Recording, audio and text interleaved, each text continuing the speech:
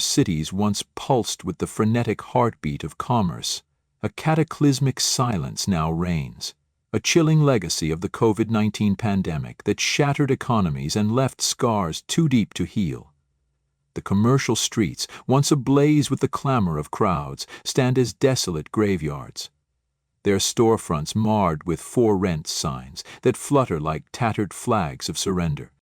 Dust chokes the goods abandoned in shop windows, their colors bled to ghostly shades, while closure notices cling to glass doors, yellowed and curling, as if mourning the dreams they once framed. The brick-and-mortar stores, sanctuaries of human connection where families laughed, friends reunited, and memories were etched into the very walls, have been obliterated one after another in a relentless economic massacre. The streets are barren, haunted by the ghostly echoes of promotional loudspeakers, their once vibrant calls reduced to a chilling wail that reverberates through empty alleys. The physical retail economy lies in tatters, its lifeblood drained by the merciless rise of digital dominance. Vacancy rates have skyrocketed to apocalyptic levels, and shop owners, once proud architects of local prosperity, flee in despair, their livelihoods reduced to ashes. Vibrant fireworks of city life, the chatter of neighbors, the aroma of street food, the pulse of shared existence, have been extinguished, leaving a desolate wasteland where hope itself seems to have perished. Huanan City's Transaction Square No. 2, once trumpeted as the unrivaled titan of commerce in the Huanan region, a beacon of ambition meant to redefine global retail, now stands as a crumbling monument to hubris. Every shop is shuttered, floors 1 through 4 sealed like crypts, their darkened halls a testament to shattered dreams. Only a flickering cinema and a beleaguered hotel on the 5th floor cling to survival like the last embers of a dying fire. Can anyone fathom the scale of this devastation? This was a place where oceans of people surged, where the air crackled with the energy of commerce, where vendors competed in a symphony of ambition. Now it's a necropolis, its silence a scream of defeat. The 4 words plastered across this urban corpse, prime shop for transfer and prime shop for rent, clearance, are a grim epitaph, scrawled not just here but in every city, every alley, every forgotten corner of the nation. This is no local tragedy, but a nationwide calamity, a creeping blight that has left no region untouched. A walk through any urban center reveals a hierarchy of ruin, a grim ledger of industries decimated by the digital onslaught. Restaurants, once the beating heart of communal life, where families shared steaming bowls and laughter, have been annihilated, their tables empty, their ovens cold. Clothing stores, barber shops, and real estate agencies have followed, their signs faded, their doors barred with chains. Even the humble vegetable and fruit markets, once alive with the daily dance of life, now stand as silent as tombs, their stalls abandoned to rot.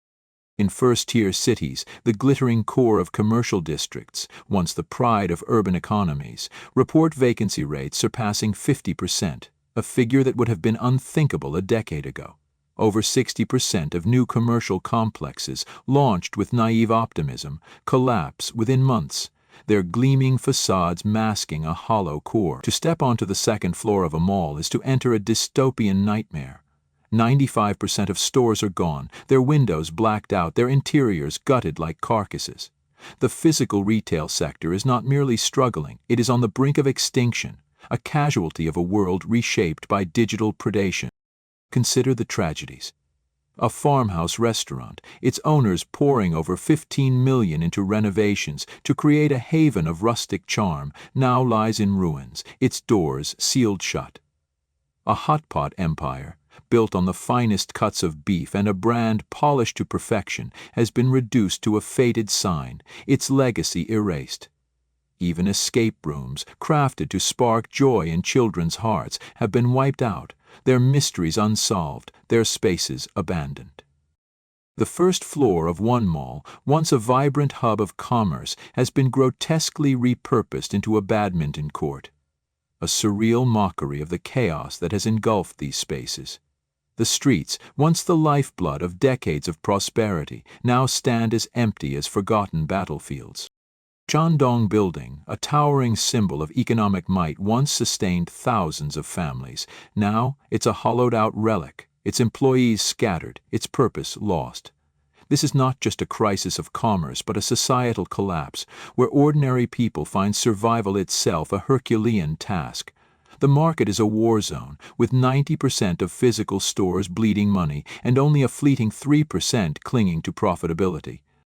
The days of one job, one person are a distant memory. Workers juggle multiple roles, serving as waiters, chefs, managers, and street vendors frying eggs in a desperate bid to draw a crowd. Women are pushed to work like men, men like beasts, and owners like gods, their spirits broken by the relentless grind. Yet, despite these superhuman efforts, the closures march on, an unstoppable tide of despair. Investing $1 million over a year, 365 days of grueling sacrifice, only to watch a business crumble is a soul-crushing betrayal. The dream of soaring as a dragon, a titan of industry, collapses into the reality of crawling like a worm, humbled by merciless market realities. That million was not just money. It was a brutal awakening to a new, unforgiving reality.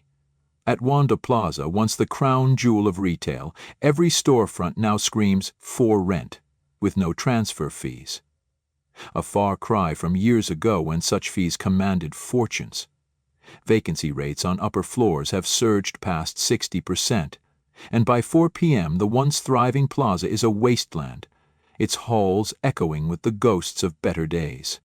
Even the CBD, once the fiery heart of the city, is reduced to a river of cars, with no pedestrians to breathe life into its streets.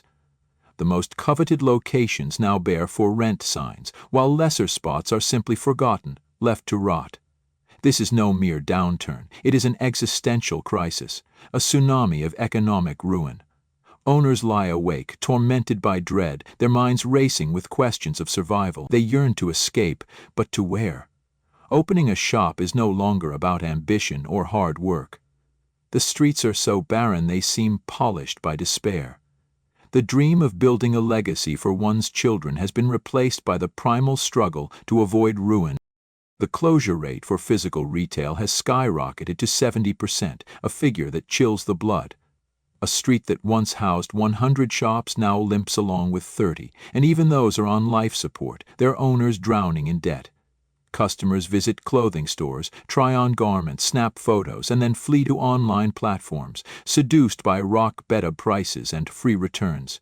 A behavior cemented in the digital age. A shop owner in Hefei's Wuye Plaza, once a proud operator of 6 stores, now clings to a single outlet, buried under loans that threaten to crush what remains of their empire. The loss of physical stores is not just a business failure. It is the death of urban vitality, the extinction of the human connections that define city life. Entire mall floors are sealed off, their escalators barricaded like gates to an abandoned fortress. On the first floor, only corporate behemoths like Luckin Coffee endure, their deep pockets a shield against the storm that has obliterated smaller players. One mall, opened with grand aspirations just 2 years ago, collapsed in under 6 months.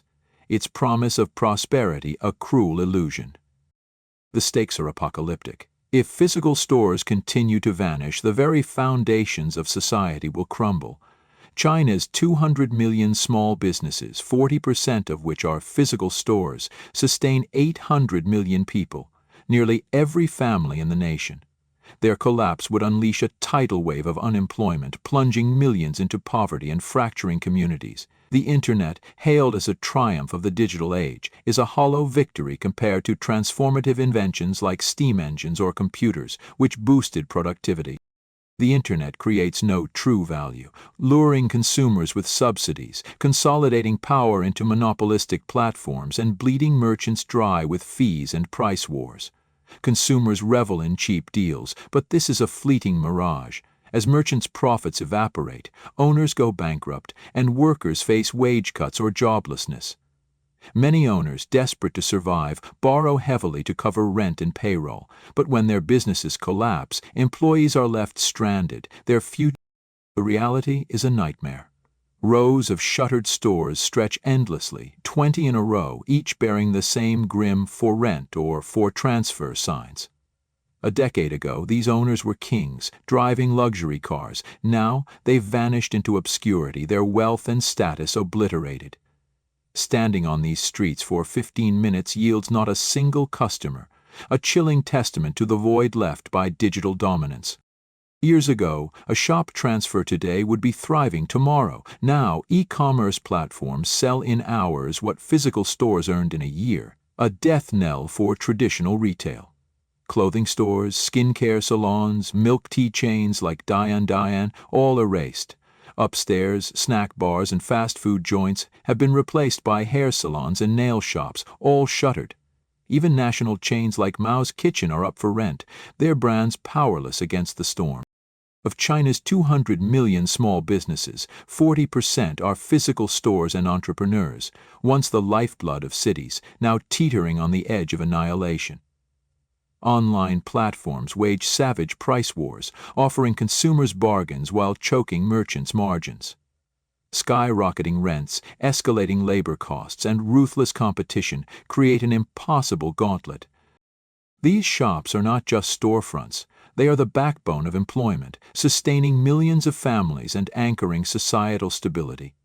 If this chain shatters, the fallout will be catastrophic, with billions facing unemployment and communities collapsing. The loss of these stores robs cities of their soul, leaving behind empty streets where even a hot meal may soon be a luxury. Online bargains will vanish as supply chains buckle under the weight of this crisis. From the 7th floor of Wanda Cinema, the view is a descent into despair. Aping beef noodles, Li Da Chong tea, all shuttered, their signs faded. This mall in Zhengzhou's heart is a corpse by 5 p.m., its halls silent. Other malls, Balong, Dashang, share this fate. Investors face ruin, with shops bought for millions now selling for pennies, if at all. Even 360, a top-tier management team, cannot halt the collapse. Coffee shops are empty shells, entire floors repurposed for unsustainable ventures. Shops once safe investments are now curses. Money once stayed local, fueling communities. Now it flows to platforms. Consumers shop online, not on streets. Many blame e-commerce, but why do outliers like Fat Dung Lai thrive? First, distrust from opaque pricing, a scar from shady merchants, pushes consumers to e-commerce's transparent policies. Physical stores could rebuild trust with human warmth, but few do. Second, stores are invisible to screen-addicted consumers. A prime location once ensured success. Now, without an online presence, a shop is nowhere. Over 4 million restaurants closed last year. 400,000 tobacco shops in a decade. And with 106 million businesses saturating the market, margins are razor-thin. Owners, unable to pivot, cling to failing ventures, sinking deeper into debt. The human toll is gut-wrenching. At 6 a.m., as dawn breaks and the last customer leaves, the crushing weight of failure descends.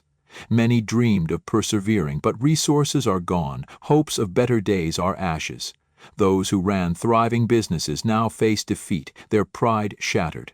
Closures are rampant, and by summer rates could triple. Waiting for customers is a soul-crushing futility.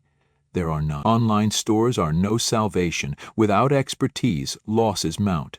The market is a slaughterhouse, with supply outstripping demand. Consumers browse but don't buy. These commercial street, 3 floors, 400 shops, has a rental rate below 1%. Hundreds of millions in investments have vanished.